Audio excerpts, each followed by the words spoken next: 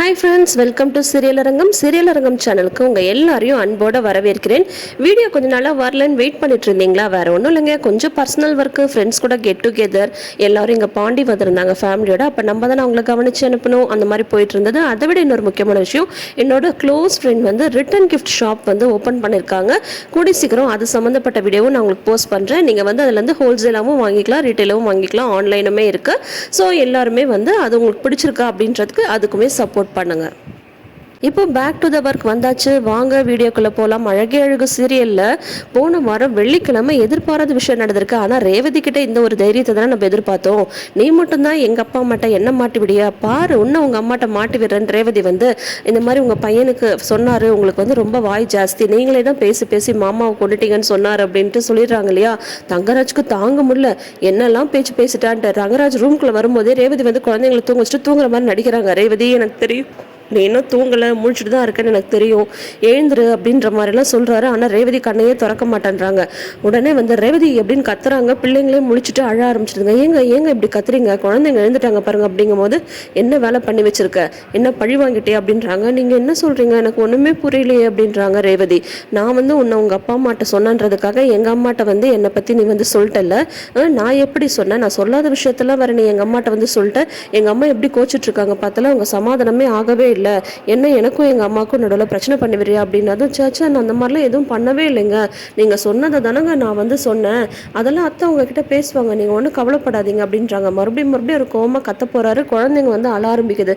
ஏங்க இப்படி பண்ணுறீங்க, குழந்தைங்க எழுந்துருக்குறாங்க பாருங்க, இளவரசியெல்லாம் வந்து எழுந்து அழ ஆரம்பிச்சிட்டா அப்புறம் நைட்டெல்லாம் தூங்கவே மாட்டா அப்படின்னதும் அவருக்கு இயல்பாகவே குழந்தைங்க மேலே பாசம் இல்லையா. ரெண்டு பசங்க மேலேயும் சொல்லப்போனால் பாக்யராஜ் பிடிக்காது, நான் பாக்யராஜோட குழந்தைய பிடிக்கும்.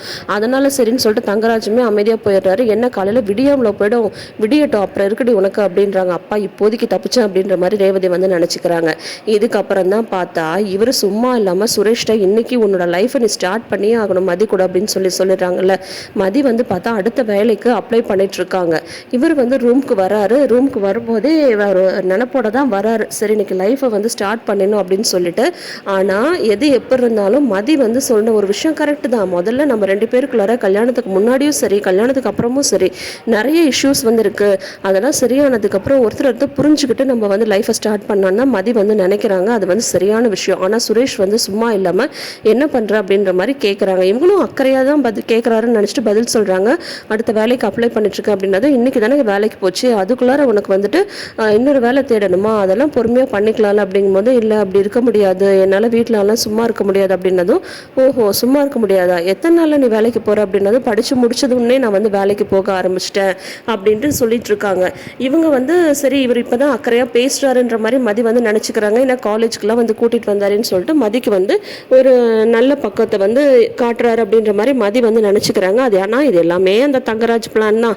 அதுக்கப்புறம் வந்து பார்த்தா சுரேஷ் வந்து அதெல்லாம் பார்த்துக்கலாம், நீ ஒன்றும் கவலைப்படாத அப்படின்ற மாதிரி வந்து மதி வந்து தொடுறாங்க. மதிக்கு வந்து அப்பயே அந்த இன்டென்ஷன் வந்து புரிஞ்சிடுது. எப்போவுமே பொண்ணுங்களுக்கு ஒருத்தவங்க எந்த விதத்தில் நம்மளை தொடுறாங்கன்றது நல்லாவே தெரிஞ்சிடுவோம் இல்லையா.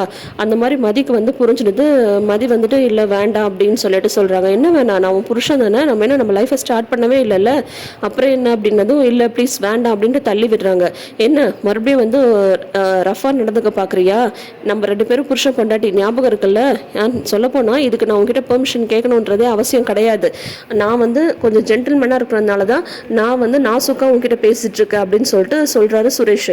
ஆனால் மதி வந்து சொல்கிறாங்க, இல்லை வேண்டாம், கல்யாணத்துக்கு முன்னாடியும் சரி இப்பயும் சரி நம்மக்குள்ளார நிறைய மிஸ் அண்டர்ஸ்டாண்டிங் இருக்குது, முதல்ல நம்ம அதெல்லாமே சரி பண்ணிப்போம், ஒருத்தர் புரிஞ்சிக்க ஆரம்பிச்சுட்டு அதுக்கப்புறம் லைஃப்பை வாழ ஆரம்பிக்கலாம் அப்படின்னு சொல்லிட்டு சொல்லும்போது சுரேஷ் வந்து சொல்கிறாரு, நம்ம என்ன லவ் மேரேஜாக பண்ணிகிட்ருக்கோம், இல்லை அரேஞ்சு மேரேஜில் ஒருத்தர் புரிஞ்சுட்டு தான் லைஃப் ஆரம்பிக்கணும்னா எவனும் வந்து வாழ முடியாது, அதெல்லாம் வந்து வாழ்ந்துட்டு அப்புறம் போக போக புரிஞ்சுக்கலாம், நான் சொல்கிறது கேளு, இன்றைக்கி நான் வந்து ஒரு முடிவோடு தான் வந்திருக்கேன், அன்னைக்கு என்னென்னா அக்கா வீட்டில் வந்து தள்ளி எனக்கு பாரு காயத்தை ஏற்படுத்தினா எனக்கு இன்னும் அந்த வலி வந்து இருக்குது, இருந்தாலும் நான் அதெல்லாம் இப்போ வந்து யோசிக்கவே கிடையாது, இன்றைக்கி நம்ம லைஃப்பை வந்து ஸ்டார்ட் பண்ணதுக்கப்புறம் இதனால பார்த்துக்கலான்னா ரொம்ப ஓவராக தான் அடம் பிடிக்கிற, இனிமேல் உங்ககிட்ட எல்லாம் பெர்மிஷன் கேட்க முடியாதுன்னு சொல்லிட்டு ரொம்ப ரஃபாக நடந்துக்க வந்து ஆரம்பிக்கிறாரு. இவர் வந்து கத்துறாரு, என்ன நினச்சிட்டு இருக்க, உன் இஷ்டத்துக்கு தான் எல்லாமே நடக்கணும்னு நினச்சிட்டு இருக்கியா, அப்புறம் எதுக்கு என்னை கல்யாணம் பண்ண அப்படி இப்படின்னு கத்தாதீங்க, எல்லாருக்கும் கேட்கும் அப்படின்னதும், கேட்கட்டும், இதுக்கு மேலே என்ன பண்ணுறது, உன்னால என் லைஃப்பில் எவ்வளோ பிரச்சனைன்னு தெரியுமா, எனக்கு எவ்வளோ ஸ்ட்ரெஸ் ஆச்சு தெரியுமா, அதுக்கப்புறமா நீ இந்த மாதிரிலாம் நடந்துக்கிற அப்படி அப்படின்னு பயங்கரமாக கத்த ஆரம்பிச்சிடுறாரு. அவங்க அம்மாவுக்கு சத்தம் கேட்டு அவங்க அம்மா எழுந்து வந்துடுறாங்க, வந்து கதவை தட்டுறாங்க. சுரேஷ் என்னடா என்னடா நடக்குது உள்ள அப்படின்னு சொல்லிட்டு உடனே வந்து சுரேஷ் வந்து கதவை திறக்கிறாங்க. மதி வந்து ஒன்றும் இல்லை பேசிகிட்டு இருந்தோம் அப்படின்னு சொல்கிறாங்க. பேசிகிட்டு இருந்தீங்களா, சண்டை போட்ட மாதிரிலாம் எனக்கு வந்து கேட்டது அப்படின்னு சொல்லும்போது ஆமாம்மா அவள் போய் சொல்கிறா, சண்டை தான் போட்டுட்டு இருந்தோம், இவளால் என்கிட்ட ஒன்றும் முடியலம்மா, என்னால் வந்து இவளால் அவ்வளோ டென்ஷன் எனக்கு ஆகுது, இவள் பண்ணுறது எதுவுமே சரியில்லை, அவள் பண்ணுறது தான் சரின்னு சொல்லிட்டு நினச்சிட்டு இருக்கா, இன்னைக்கு நான் எல்லா விஷயத்தையும் வந்து உங்களுக்கு எல்லார்ட்டையும் சொல்லியே ஆகணும் அப்படின்னு சொல்லிட்டு பயங்கரமாக கத்துறாரு. உடனே வந்து இவங்க பயந்து போயிடுறாங்க. போய் ராகனை வந்து எழுப்பி கூட்டிட்டு வராங்க. சத்தம் கேட்டு மலருமே முழிச்சிடுறாங்க. பாக்யராஜ் எழுப்புறாங்க.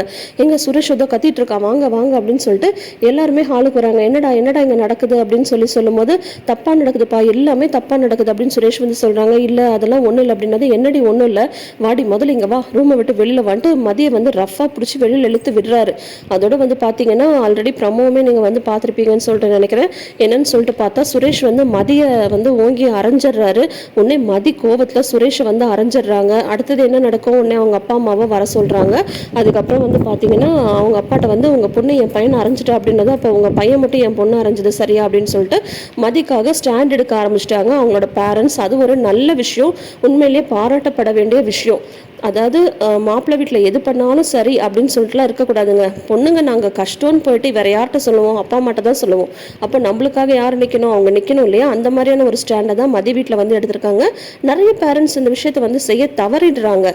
இல்லைம்மா மாப்பிள்ளை சொல்கிற மாதிரி கேளுமா, மாப்பிள்ளை தான்மா எல்லாம் அப்படின்ற மாதிரியெல்லாம் வந்து யோசிக்கிறாங்க. இப்போ மதியோட கேரக்டர் கொண்டு போகிறது, அவங்க அப்பா அம்மாவோட கேரக்டர் கொண்டு போகிறது எல்லாமே வந்து கரெக்டாக சூப்பராக தான் கொண்டு போயிட்டுருக்காங்க. ஏன்னா அப்போ தான் கதையிலையும் வந்து ஒரு விறுவிறுப்பு வந்து இருக்கும். அதே சமயம் பொண்ணுங்க எவ்வளோ தைரியமாக இருக்கணுன்றதையும் அதை வந்து காட்டும்.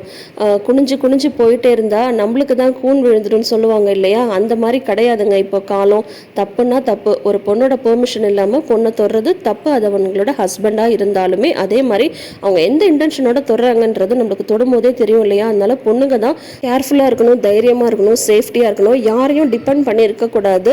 படிப்பு இருக்குது இல்லைன்றது அடுத்த விஷயம், நம்ம கையில் நம்ம சம்பாதிக்கிற சம்பாத்தியம் வந்து இருக்கணும். அது வந்து ஒரு தனி தைரியத்தை வந்து கொடுக்கும். அந்த ஒரு மென்டாலிட்டியில் தான் மதியமே வந்து இருக்காங்க. உடனே அடுத்த வேலைக்கு தேடுறாங்க பாருங்க. அப்படிதாங்க இருக்கணும், யாரையும் நம்ம வந்து டிபெண்ட் பண்ணி இருக்கவே கூடாது. நம்மளுக்கு ஒரு பொட்டு, ஒரு பின்னு, இல்லை நம்மளுக்கு பிடிச்ச ஒரு சாக்லேட் வாங்கி சாப்பிடணுன்னாலும் நம்ம கையில் இருக்கணும். ஏங்க எனக்கு இதை வாங்கி தரீங்களா அப்படின்னு சொல்லிட்டு இன்னும் கேட்டுட்டு இருக்கிறதுக்கு இதை வந்து 70s 80s கிடையாதுங்க. அதனால் எல்லாருமே தைரியமாக இருக்கணும். எனக்கு வயசாகிடுச்சு, இதுக்கு மேலே நான் என்ன பண்ணுறது அப்படின்ற மாதிரிலாம் நினைக்கவே கூடாது. நம்மளுக்கு எதில் இன்ட்ரெஸ்ட் இருக்கோ, பேஷன் இருக்கோ, அதையே நம்ம வந்து எடுத்து செய்யும் போது டெஃபினட்டாக அதில் வெற்றிகள் வந்து குவியுன்றதுல எந்த ஒரு மாற்றமும் இல்லை. சரி, இந்த வீடியோ உங்களுக்கு பிடிச்சிருந்தா என்ன பண்ணணும், வீடியோக்கு ஒரு லைக் கொடுக்கணும். சேனல் பிடிச்சிருந்தா சேனலை சப்ஸ்கிரைப் பண்ணிக்கோங்க. சீரியல் அரங்கம் சேனலை நிறைந்த அரங்கமாக மாற்றுங்க. தேங்க்யூ.